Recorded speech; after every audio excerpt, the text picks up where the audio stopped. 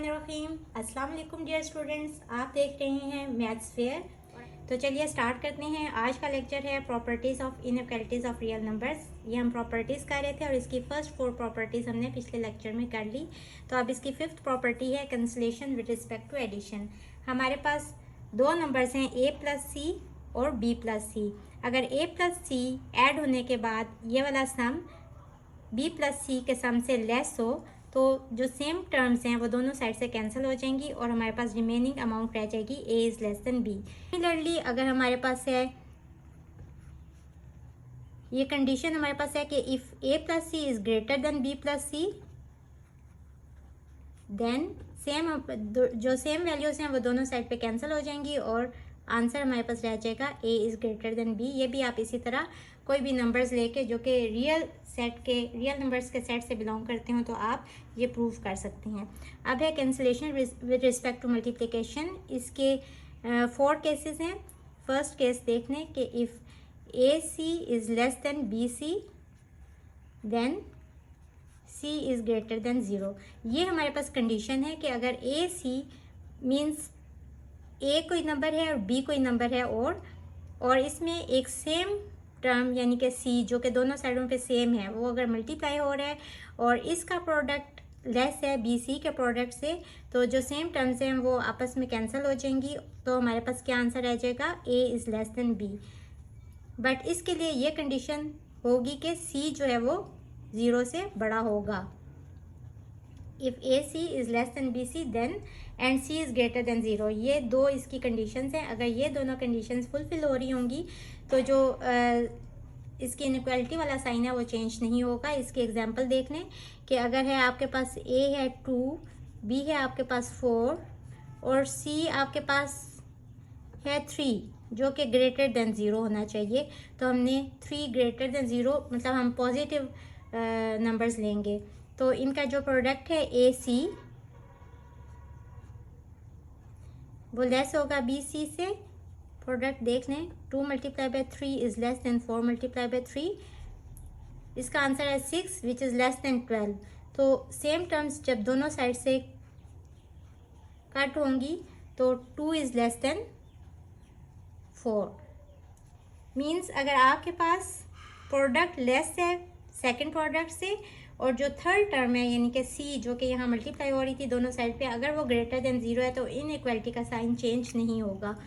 ये इसकी first condition थी। इसकी सेकंड कंडीशन है यहाँ सी ग्रेटर देन 0 था। अब हम देखेंगे कि अगर सी लेस देन 0 हो तो क्या होगा। If A C is less than B C and C is less than 0। ये दो इसकी कंडीशंस है कि ए सी का जो प्रोडक्ट है वो लेस होना चाहिए बी सी से और सी एक नेगेटिव नंबर होगा। तो जब नेगेटिव नंबर दोनों साइड से हम कैंसिल करेंगे तो इसका जो इनइक्वालिटी का साइन है वो चेंज हो जाएगा A is greater than B. पहले भी हम लोग यही पढ़ चुके हैं जब properties of equalities of real numbers में जब हमने किया था वहाँ सिर्फ ये था कि यहाँ इक्वालिटी का साइन आ गया था। अब हम इनइक्वालिटी की प्रॉपर्टीज़ कर रहे हैं तो यहाँ इनइक्वालिटी का साइन आएगा। तो ये भी आप इसी तरह प्रूव कर सकते हैं कि आप a और b सेम वही नंबर ले लें और c जो है मैंने लिया -1। आप कोई भी नेगेटिव नंबर ले सकते हैं जो कि 0 से लेस होना चाहिए और यहाँ कोई ऐसी टर्म a लेनी चाहिए कि इनका प्रोडक्ट इसके प्रोडक्ट से लेस हो। मैंने यहाँ a 5 लिया और b 4 लिया तो -5 इज़ लेस देन -4 और जब इक्वल टर्म्स दोनों साइड पे कैंसिल होंगी तो आप देखें कि 5 4 से लेस है या ग्रेटर है। जी ग्रेटर है। तो यहाँ इक्वालिटी का साइन चेंज हो जाएगा 5 इज़ ग्रेटर देन 4। इसका थर्ड केस देखें if A C is greater than B C and C is greater than 0 तो क्या होगा कि A is greater than B. जब ये प्रोडक्ट इसके प्रोडक्ट से ग्रेटर है और सी भी एक पॉजिटिव नंबर है तो ए ग्रेटर देन बी हो जाएगा। और इसका फोर्थ केस है if A C is greater than B C and C is less than 0। देखें यहाँ फर्स्ट 2 केसेस में हम लोगों ने ये वाली टर्म सेम रखी थी। एक में सी ग्रेटर देन 0 लिया था और एक में सी लेस देन 0 लिया था। यहाँ हम ये वाली दोनों टर्म्स अब A C is greater than B C ही ले रहे हैं दोनों में और यहाँ एक दफ़ा सी इज़ ग्रेटर देन 0 लेके चेक करें और एक दफ़ा सी इज़ लेस देन 0 लेके चेक करेंगे तो यहाँ भी हमारा जो इनइक्वालिटी का साइन है वो चूँकि सी एक नेगेटिव नंबर है तो फिर यहाँ भी हमारा इनइक्वालिटी का जो साइन है वो चेंज हो जाएगा। आप इन दोनों को खुद से कोई भी रियल नंबर कोई भी लेके आप इन दो इनइक्वालिटीज़ को चेक कर सकते हैं। तो चलिए जी क्वेश्चन नंबर 4 करते हैं। क्वेश्चन नंबर 4 है identify the properties of equality and inequalities of real numbers that justifies the statement. इसका पार्ट 1 देखें। 9x इक्वल्स टू 9x, ये रिफ्लेक्सिव प्रॉपर्टी है। आपको मैं प्रीवियस लेक्चर में बता चुकी हूँ कि हर नंबर अपने इक्वल होता है। तो ये रिफ्लेक्सिव प्रॉपर्टी है कि a equals to a for all a belongs to the set of real numbers. और ये आप property of equality of real numbers में आपने ये पढ़ी थी। अच्छा जी, इसका पार्ट 2 देखें। यहाँ मैंने थोड़ा गलती से y लिख दिया। If x plus 2 equals to y and y is equals to 2x minus 3 then x plus 2 is equals to 2x minus 3। आपने ये प्रॉपर्टी पढ़ी थी, आपको याद है? मैं आपको हिंट देती हूँ। If a equals to b and b is equals to c then a equals to c। कौन सी प्रॉपर्टी है जी? ये है transitive property.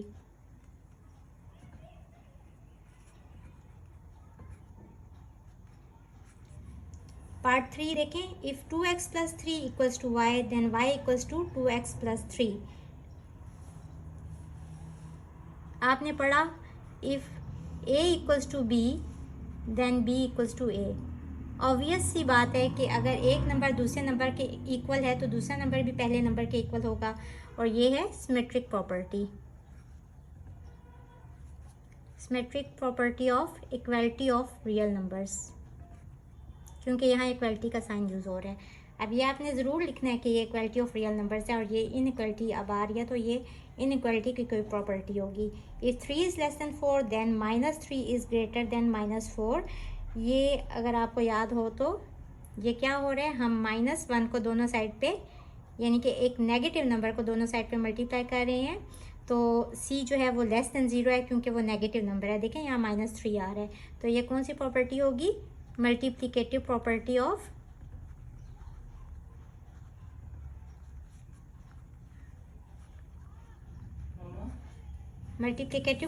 Of inequality of real numbers. इसका पार्ट 5 है। If 2y plus 2w equals to p and p is equals to 50 then 2y plus 2w equals to 50। सबसे पहले तो आप ये देखें कि यहाँ इक्वालिटी यूज़ हो रही है। इट मीन्स कि ये properties of equality of real numbers की कोई प्रॉपर्टी होगी। तो देखें कि ये आपने पढ़ा था कि अगर a b के इक्वल है और जो b है वो c के इक्वल है। देखें यहाँ ये पूरी टर्म आप a ले लें कि a b के इक्वल है, b c के इक्वल है, तो फिर a भी c के इक्वल होगी। ये हमने ऊपर भी पढ़ा। तो ये कौन सी प्रॉपर्टी है? Transitive property.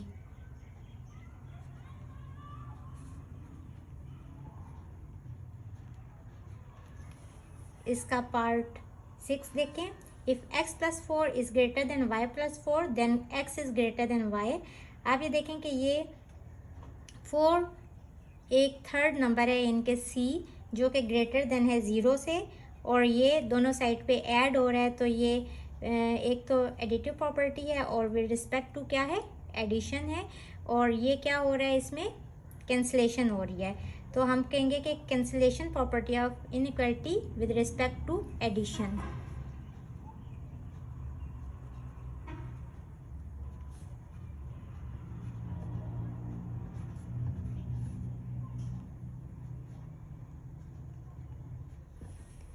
Part number 7। If 2 is less than 5 and 5 is less than 9 then 2 is less than 9। तो आप देखें कि यहाँ a is less than b, b is less than c, then a is less than c। तो ये inequality की property है। कौन सी? जैसे हमने इक्वालिटी की प्रॉपर्टी पहले की थी कि ट्रांजिटिव प्रॉपर्टी, अब ये इनइक्वालिटी की ट्रांजिटिव की प्रॉपर्टी है। तो आप यहाँ लिखेंगे कि ट्रांजिटिव प्रॉपर्टी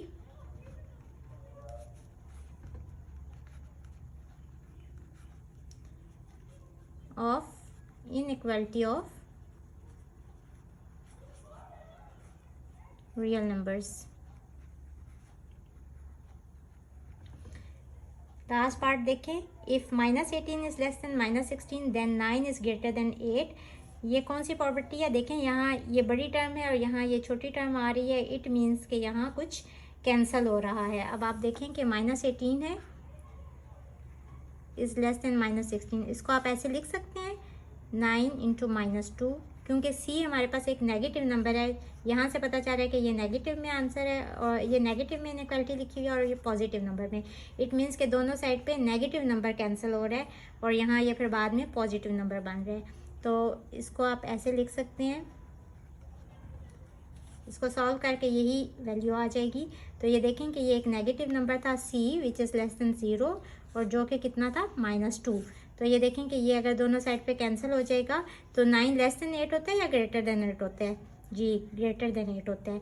तो ये क्या था, इनइक्वालिटी का साइन चेंज हो गया क्योंकि सी जो है वो एक नेगेटिव नंबर था। आपने पढ़ा कि if A C is less than B C and C is less than 0, तो जो दोनों साइड पे सी जब कैंसिल होगा तो आंसर जो है A which is greater than B हो जाएगा। तो ये कौन सी प्रॉपर्टी है? Cancellation property